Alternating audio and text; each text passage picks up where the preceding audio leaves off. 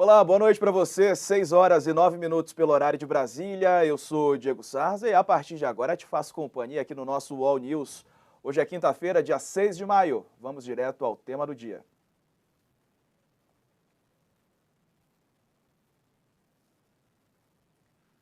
Uma operação contra o tráfico na favela do Jacarezinho, no Rio de Janeiro, deixou pelo menos 25 mortos, entre eles um policial.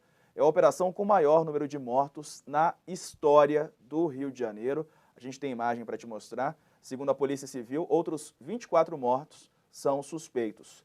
Os moradores da comunidade, mais uma vez, foram acordados com um confronto entre policiais e bandidos. As imagens são mesmo terríveis. Muitos moradores ficaram no meio do fogo cruzado, bem naquele horário de sair para o trabalho, sair para as suas atividades, enfim, as pessoas que são muitas, milhares que moram na favela do Jacarezinho. Passageiros do metrô que passa ali por perto também ficaram feridos, 2 deles a gente vai acompanhar, trazer todas as informações. Olha só esse dado, só este ano o Instituto Fogo Cruzado já registrou 30 casos em que 3 ou mais pessoas morreram em uma mesma situação, em uma mesma ocorrência. Isso quando a gente fala do Grande Rio. 139 pessoas morreram nesse tipo de circunstância. Você pode participar aqui da nossa programação, mandando mensagens, a sua interação sobre os vários assuntos que a gente vai abordar aqui no UOL News. Está aqui embaixo aparecendo, ó. Você pode mandar a sua mensagem, a hashtag é UOL News. Então eu vou lendo aqui a sua participação pelo Twitter, principalmente, e aí a gente vai comentando e analisando as informações juntos. Tá combinado? Vamos então ao tema do dia. A gente já começa falando sobre a operação da polícia na favela do Jacarezinho. A favela do Jacarezinho é uma importante comunidade do Rio de Janeiro, fica na zona norte da cidade. Vamos dar uma olhada nas imagens novamente, agora com outros detalhes que eu quero trazer para vocês. Os alvos dessa operação eram traficantes que dominam a região. Então, como eu disse aqui na abertura do All News, edição da noite, pelo menos 25 pessoas morreram nesses confrontos, entre eles um policial. Eu digo pelo menos porque o número ainda pode subir.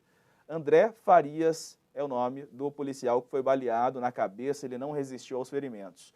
Outros 2 policiais também ficaram feridos. 2 passageiros do metrô também tiveram ferimentos leves, eles foram atingidos dentro da composição quando passavam pela estação triagem, fica ali nas proximidades. Essa já é considerada a operação mais letal da história do Rio de Janeiro. Vamos lembrar que ela ocorre no momento em que o Supremo Tribunal Federal restringiu as ações policiais.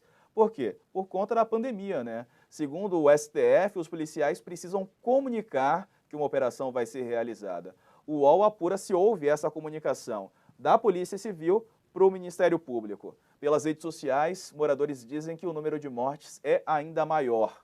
Eles fizeram um protesto hoje lá na região do Jacarezinho. As investigações que deram início a essa operação de hoje são da Delegacia de Proteção à Criança e ao Adolescente do Rio. A suspeita é que os bandidos aliciavam menores para o crime. A gente vai falar bastante sobre esse assunto. Para conversar comigo, a gente recebe aqui no UOL News a jornalista Cecília Oliveira. Ela é coordenadora do Instituto Fogo Cruzado. Cecília, seja bem-vinda aqui ao UOL News. É um prazer falar contigo. Que pena que, mais uma vez, sobre mortes aí no Rio de Janeiro, né? A gente sabe que não é o meu papel, já ouvi muita gente na rede social falando, vai defender bandido. Mas a gente sabe que existe todo um caminho, né? Se as pessoas são suspeitas, elas têm que ser levadas para a delegacia, o Ministério Público oferece uma denúncia, elas são julgadas e pagam se porventura cometeram um crime. A gente viu hoje um número grande de pessoas mortas pela polícia, mesmo que consideradas suspeitas, né? Qual a sua impressão sobre esses dados todos que a gente trouxe aqui na abertura do programa? Cecília, boa noite para você, seja bem-vinda. Boa noite. É realmente preocupante quando a gente percebe que a maior chacina do Estado é cometida pela própria polícia, né? E isso, inclusive, colocando em risco a vida de um policial. Um policial foi morto nessa operação, outros 2 foram feridos. Então, a gente precisa preservar a vida dessas pessoas, e a gente teve ali 2 passageiros do metrô também feridos, teve um morador ferido por bala perdida dentro de casa. Então, quando você menciona a DPF, a gente percebe que ali o cerne da questão é preservar a vida desses moradores quando isso acontece no meio da pandemia, que já está colocando todo mundo numa situação de fragilidade. E quando você trabalha com inteligência, essas mortes elas são reduzidas. Esses moradores poderiam não ter sido baleados, esse policial poderia estar com a vida preservada a uma hora dessa. Então, quando a gente vê que o intuito é chegar ali e cometer uma chacina maior do que a que aconteceu em 2005, cometida por um grupo de extermínio, é complicado você ver que a polícia está aí, ó, frente a frente no recorde com aquilo que ela diz combater.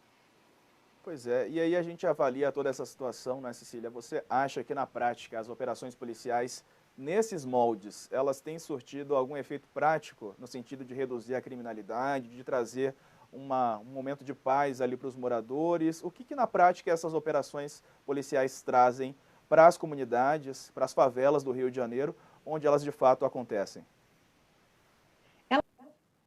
Produtivas que elas acontecem de tempos em tempos e matam dezenas de pessoas de tempos em tempos e continuamos aí com os mesmos problemas desde sempre. Então não adianta você achar que vai usar os mesmos métodos e resolver o problema, já não está funcionando.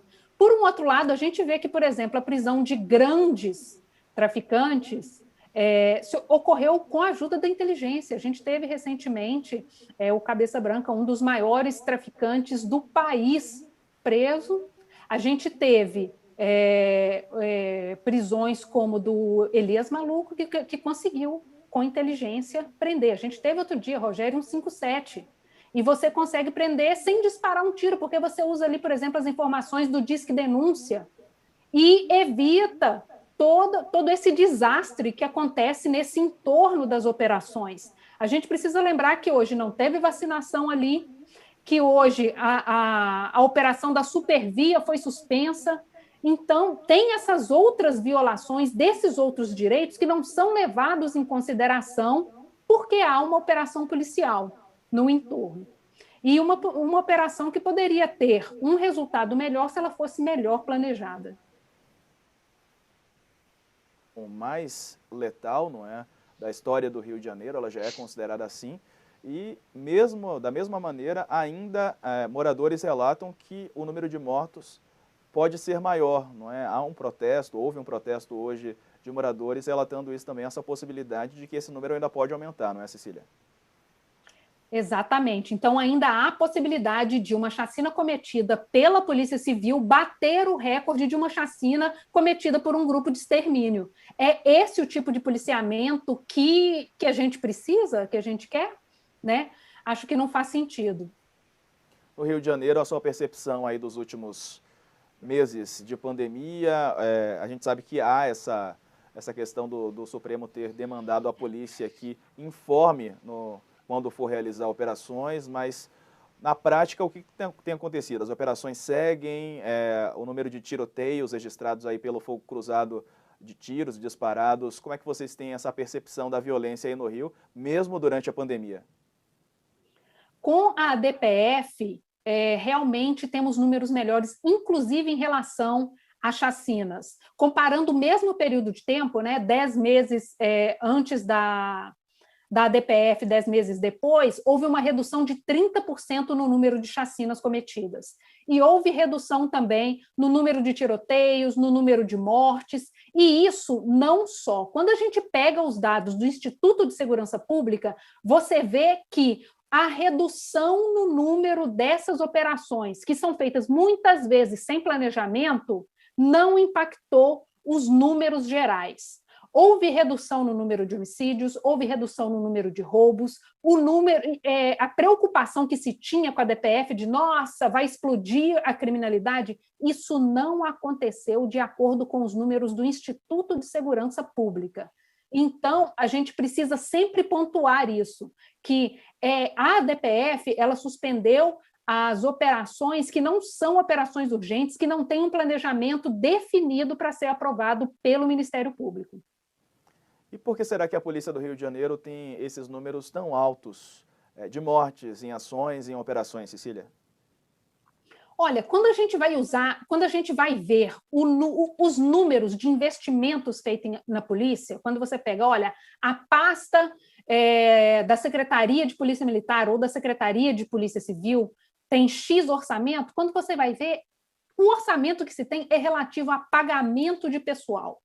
Não tem um investimento significativo em inteligência, em treinamento. Então, o que é que a gente pode esperar de uma polícia defasada e que é usada ali de bucha para resolver qualquer situação, para poder fazer fotos interessantes para o governo do Estado? A gente não pode esquecer que temos aí logo em frente ano eleitoral mais uma vez e que isso vai ser levado em consideração. Uma pena, né? Porque a vida dos moradores, a vida dos policiais, todo mundo ali naquela situação, a gente está contando mortos, as imagens são terríveis, a gente teve que cobrir aqui, é claro, para respeitar o público que acompanha o UOL, mas são imagens de uma guerra mesmo instalada dentro da cidade do Rio de Janeiro em mais uma operação policial. Cecília, quero agradecer demais a sua participação aqui com a gente. Contamos contigo aqui no UOL News também, viu? Muito obrigado e até uma próxima. Eu que agradeço. Obrigada. Valeu. A gente continua no Rio de Janeiro, agora com outra informação. O Ministério Público denunciou o vereador Jairinho e a professora Monique Medeiros pela morte do menino Henri Borel, outro caso que ganhou repercussão nacional. E sobre esse assunto eu falo agora com o repórter Herculano Barreto. Oi, Herculano, boa noite para você. Conta pra gente por quais crimes eles foram denunciados, o que também trouxe de informação, de embasamento, essa denúncia feita pelo Ministério Público. Boa noite. Foi denunciado por homicídio triplamente qualificado, com emprego de tortura, motivo torpe e coação de testemunha. O Ministério Público acolheu o pedido da Polícia Civil. O TJ confirmou o recebimento da denúncia, mas disse que o conteúdo é sigiloso, né? Mas, de qualquer forma, o Ministério Público passou essas informações e, inclusive, trazendo um elemento novo em relação àquilo que já se sabia, que é em relação à fraude processual, por conta da limpeza do apartamento no dia seguinte ao crime. E isso, de acordo com o Ministério Público, inviabilizou o trabalho da perícia. Certo. O UOL ouviu com exclusividade o pai do garoto Henri Borel, não é? Eu queria pegar essa informação contigo também, dos nossos colegas aí do UOL do Rio de Janeiro. O que ele trouxe de informação? Qual que é a posição dele diante dessa denúncia, agora formalizada pelo Ministério Público? O pai do menino Henri, ele se posiciona, ele pede, ele cobra, inclusive, que a polícia responsabilize criminalmente a babá e outros familiares que, de alguma forma, participaram ou ajudaram a acobertar o crime. Do Lionel, né, que é pai do Henri Borel, está vivendo esse drama pessoal, e aí o vereador Jairinho ali no elevador com o garoto, a Monique Medeiros. Vamos lembrar então aqui, né, Herculano, eles foram denunciados pelo Ministério Público. Ontem a polícia finalizou esse inquérito, terminou o inquérito, encaminhou para o Ministério Público. Já havia uma quase certeza de que o Ministério Público apresentaria essa denúncia. Por quê? Porque trabalhou em conjunto com a polícia. Então a denúncia foi ofertada, o Tribunal de Justiça confirma já o recebimento dessa denúncia, o TJ do Rio de Janeiro.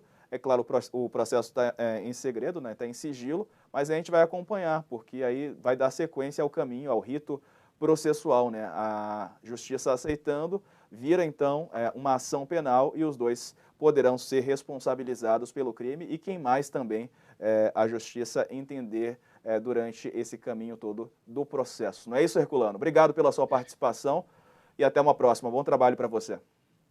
Obrigado. Eu acho também que é importante salientar a importância do trabalho da perícia em relação a essa investigação, porque logo no começo da investigação, a família, o casal chegou ao hospital relatando que a criança teria sido vítima de um acidente doméstico, e por conta da suspeita dos médicos que estavam lá no Hospital Barra D'Or, por conta disso, o corpo do menino foi encaminhado ao IML por morte suspeita, e a partir disso dando início a uma investigação e a um trabalho extenso da perícia que não se limitou apenas à questão da reprodução simulada, que também foi importante para constatar efetivamente que não foi um acidente doméstico e que havia ali uma investigação de homicídio, e também com base principalmente nos prints das conversas, né? Isso foi determinante para mostrar qual era,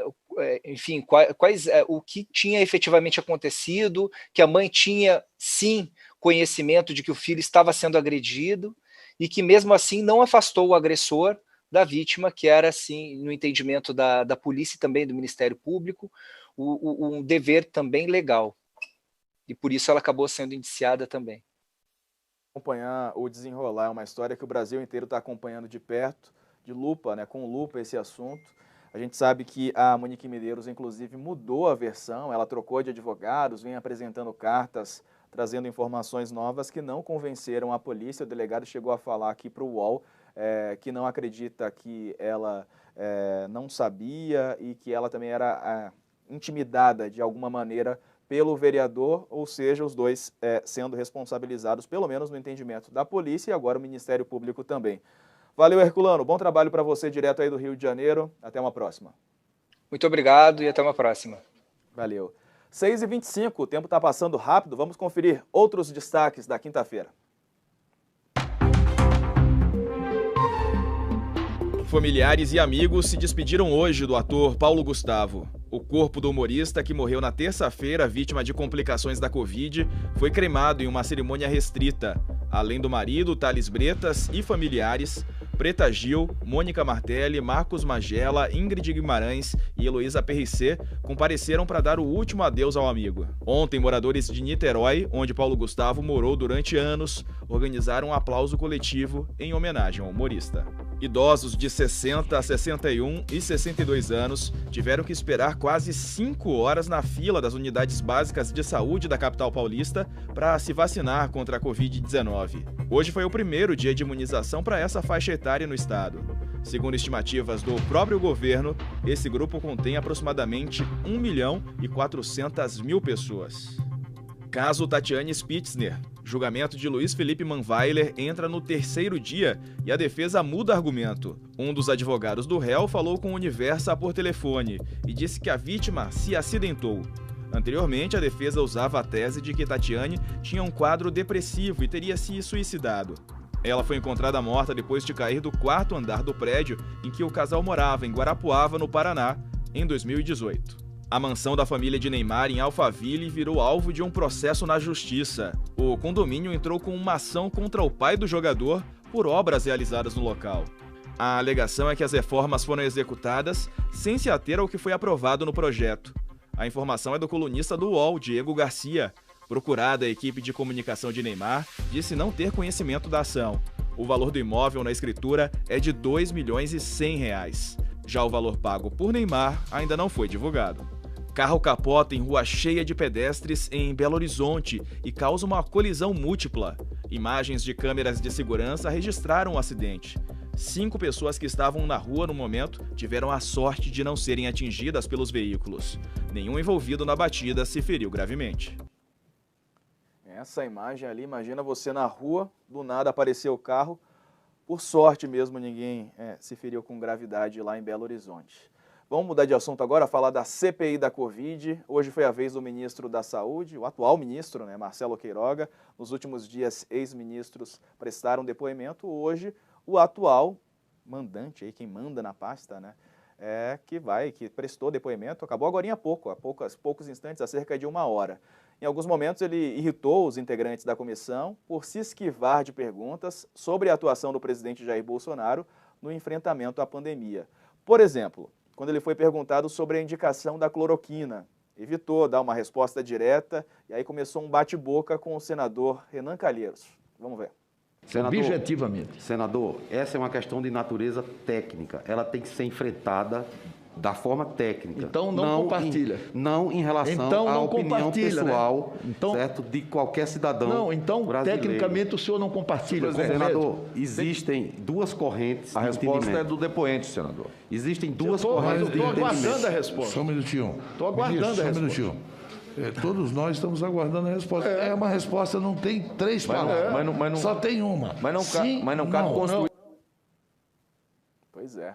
Quando perguntado sobre as declarações do presidente em haver uma guerra química, aí entre aspas, né, o ministro Marcelo Queiroga disse desconhecer esse tipo de situação. Ele falou também sobre a relação do Brasil com a China. Vamos acompanhar. Algum indício de que isso seja produto, ou algum indício, não é que seja declarado, de uma guerra química vindo da China? Eu desconheço de indício de guerra química vindo da China, senador.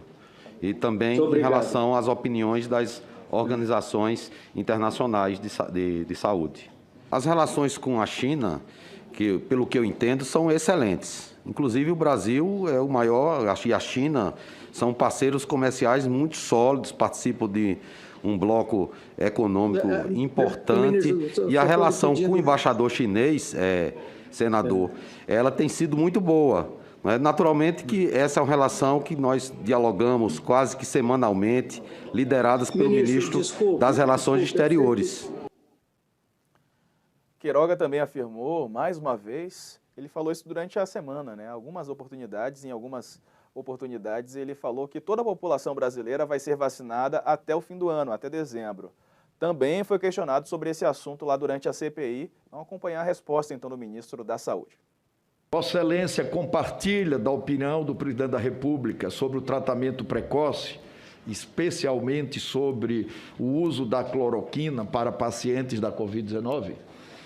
Objetivamente. Senador, essa é uma questão de natureza técnica. Ela tem que ser enfrentada da forma técnica. Então não compartilha. Não em relação então, à opinião pessoal, né? Então, certo, de qualquer cidadão Não, então brasileiro. Tecnicamente o senhor não compartilha. Senador, existem duas correntes de entendimento. A resposta é do depoente, senador. Existem duas correntes de entendimento. Estou aguardando a resposta. Só um minutinho. Estou aguardando a resposta. Só um minutinho. Todos nós estamos aguardando a resposta. É uma resposta, não tem três palavras. Só tem uma. Mas não cabe construir. A gente acompanhou aí a resposta do ministro da Saúde, aquela que eu tinha chamado anteriormente, né, quando ele falou sobre a cloroquina. Não sei se a gente tem na mão aí a parte que ele fala sobre o calendário de vacinação até o fim do ano. Se a gente tiver, só me dá um sinal aqui que eu chamo. Tem ou ainda não? Não temos, eu vou ficar devendo então, mas fato é que ele corrobora, confirma que o Brasil vai vacinar toda a população até o fim do ano, diz que houve um erro nos dados apresentados das vacinas disponíveis, mas que com essa informação corrigida será possível vacinar todo mundo até o fim do ano. É a expectativa do Ministério da Saúde. Vamos falar sobre esse assunto com o colunista do UOL, Leonardo Sakamoto, para a gente analisar esse que foi o depoimento do atual ministro da Saúde, Marcelo Queiroga. Oi, Sakamoto, boa noite para você.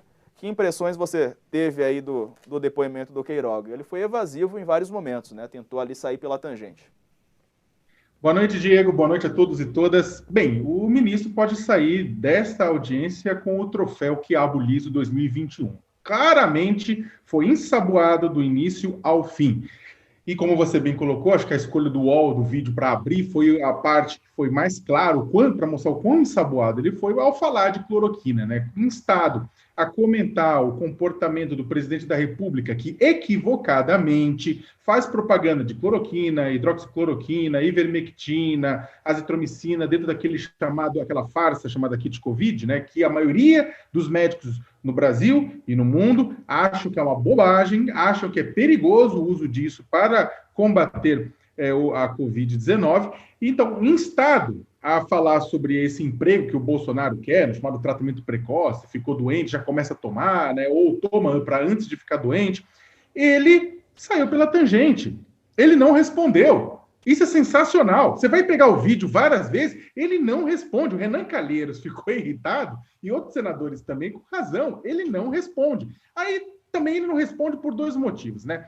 Se de um lado ele respondesse, né, e ele falasse que com base em evidências científicas, a cloroquina, a ivermectina, entre outros medicamentos do kit Covid, são ineficazes para o tratamento da Covid, que pode trazer graves efeitos colaterais, ele seria demitido. Bolsonaro ia mandar ele pastar, ia fazer uma pressão muito grande, como fez no caso, quando inviabilizou a gestão de Mandetta e de Tais. Então, o que acontece é que, por outro lado, se ele dissesse abertamente que acredita que a cloroquina é a saída para a Covid-19, concordando com o presidente Bolsonaro e concordando com o Pazuello, né? O que aconteceu? Ele ia acabar com qualquer resquício de moral que ele ainda tem com a classe médica, porque ele ia ser visto como um terraplanista biológico. Então ele ficou naquele meio, toreando, né? Não quer desagradar o presidente para não perder o emprego, mas também não quer se manchar junto com a classe médica. Vamos juntos aqui fazer um balanço dessa primeira semana, né? Lembrando que havia também expectativa para o depoimento do presidente da Anvisa, Barra Torres, que foi adiado para a próxima terça-feira, dia 11. Seria hoje, mas por conta do tempo, né, não deu para ser ouvido. Mas já foram ouvidos, então, o ex-ministro Mandetta, o ex-ministro Nelson Teich e hoje o atual ministro Marcelo Queiroga. Pazuello também seria essa semana, disse que teve ali contato com alguém com o Covid, acabou ficando para daqui a 14 dias. Sua impressão sobre esses primeiros momentos de CPI? O governo deve ficar preocupado com as informações que já temos até aqui, Sakamoto? O governo já está preocupado, Diego. Tanto que o governo está preocupado, tanto que Bolsonaro está preocupado, que aconteceram duas coisas essa semana. Primeiro, Pazuello refugou, né? Que nem o cavalo lá na Olimpíada, o Balubê do Rouet, chegou na hora lá do salto, refugou, né? Ele não foi para o salto. Ele simplesmente trouxe uma história que tinha tido contato com duas pessoas que tinham pegado Covid e por isso ele não podia. O que é estranho, porque estava se divulgando hoje que ele recebeu visitas, né? Mesmo com contato. E vamos ser sinceros, o ministro Pazuello estava andando sem máscara em shopping, então a última preocupação dele é contaminar ou ser contaminado. Mas usou essa justificativa, ficou para daqui a 2 semanas. Por quê? Porque o Planalto estava com medo, ele estava tenso, ele estava nervoso. As informações coletadas pelos colegas é que ele não estava bem e poderia entregar o jogo, e poderia jogar contra, né? Ao mesmo tempo, o presidente da República deu declarações, né? Falou da China, falou que a China, falou ontem que a China tentou responsabilizar a China pelo vírus, falou de guerra biológica, ameaçou novamente governadores, fez uma ameaça velada ao Supremo Tribunal Federal, dizendo que ia mover decretos para reabrir a economia no Brasil inteiro e que ninguém ousasse fazer nada, criticou máscara, falou que já encheu o saco esse uso de máscara, ou seja, tudo isso mostra, na verdade, não força de Bolsonaro, mostra fragilidade. Bolsonaro, quando está fragilizado, quando está contra a parede, ele faz o quê? Ataca. Isso é o que ele faz de melhor. Ele tenta atacar para gerar uma cortina de fumaça, para desviar a atenção do foco principal, e é o que aconteceu. Agora, completando, falando o que aconteceu, além de hoje, em que Queiroga deixou claro que a política sobre a cloroquina é um dos pontos principais que a CPI vai ter que se debruçar, porque mostra que houve uma ingerência clara por parte do presidente da República, atuando como garoto propaganda de um produto que é comprovadamente ineficaz para o tratamento da doença. Da mesma forma, ontem, né, o ex-ministro Nelson Teich, que ficou no cargo por 29 dias, também falou que saiu por conta da pressão por parte da intenção do presidente da República de ampliar a distribuição e o uso desse medicamento. Falou que essa foi a gota d'água. E na segunda-feira, Luiz Henrique Mandetta trouxe, ele é político, fala bem, tudo, ele trouxe uma série de elementos para discussão, mas acho que um dos pontos principais foi ele relembrar uma carta que deixou nas mãos de Jair Bolsonaro, dizendo que até dezembro 180 mil pessoas morreriam por Covid se nada fosse alterado na forma como o presidente estava combatendo o vírus. Vamos lembrar que em dezembro, no final das contas, haviam 195 mil mortos, o que significa que Bolsonaro sabia o que ia acontecer, mas não mudou suas atitudes, não mudou a ideia de aplicar uma imunidade de rebanho, ou seja, vamos contaminar todo mundo porque o vírus pare de circular. É claro, o efeito colateral disso são mortes, né? E ele sabia disso e não alterou. Vamos acompanhar, então, na próxima semana, o desenrolar, os próximos passos da CPI da Covid, contando com a análise de Leonardo Sakamoto, sempre aqui com a gente. Obrigado, viu, Sakamoto? Até uma próxima. Obrigado, boa noite a todos e todas. Valeu, bom trabalho para você. Quero continuar aqui perto do telão, pedir para a nossa equipe colocar aqui a home do UOL para a gente acompanhar algumas das últimas notícias. Estamos falando sobre a CPI da Covid, tem mais notícias sobre a CPI da Covid. Antes, é claro, o destaque principal para aquela história terrível do Rio de Janeiro, que a gente abordou aqui com destaque no UOL News. Mas sempre quando você acessa aqui a home do UOL, tem aqui, ó, notícias da pandemia. É um giro sobre as principais notícias no Brasil e no mundo sobre Covid-19.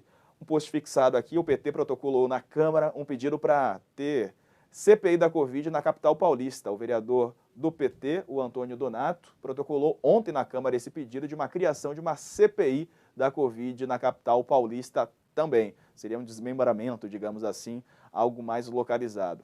Outra informação que também vem aqui de Brasília, deixa eu passar para essa próxima que fala sobre vacina, que sempre interessa a todo mundo, né? O Sindicato de Professores mudou a estratégia para pressionar João Dória, que é o governador de São Paulo, né, para vacina. A associação, o sindicato que representa a categoria, mudou a forma de pressionar o governo do estado de São Paulo no andamento da vacinação contra a Covid, e o sindicato retirou o mandado de segurança que havia enviado no fim de março para a Justiça e emitiu ontem um ofício a João Dória, as categorias daqueles serviços considerados essenciais se mobilizando para tentar garantir a vacinação.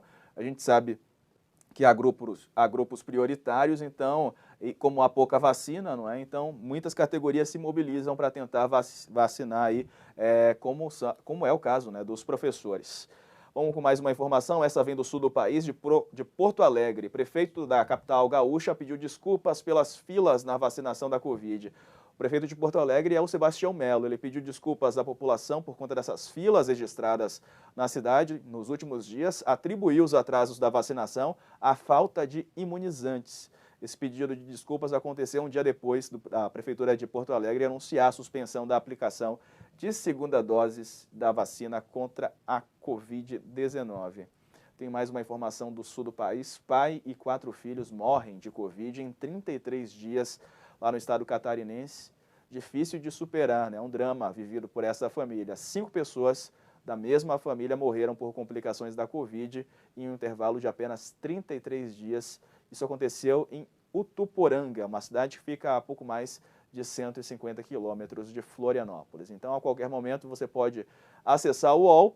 Na nossa página principal, vai estar aqui, sempre na nossa home, aqui ó, em vermelho, para você fazer um giro, acompanhar as principais informações do Brasil e do mundo. Meu tempo está acabando, aqui eu encerro essa edição do UOL News, mas antes quero te dar um recado, uma dica aqui para você. Daqui a pouco o apresentador Fábio Porchat, o sambista Péricles, a escritora Eliana Alves e o editor de diversidade do UOL, Elton Simões, vão estar ao vivo no Instagram oficial do UOL. Aqui aparecendo aqui no cantinho da tela, é @UOLoficial.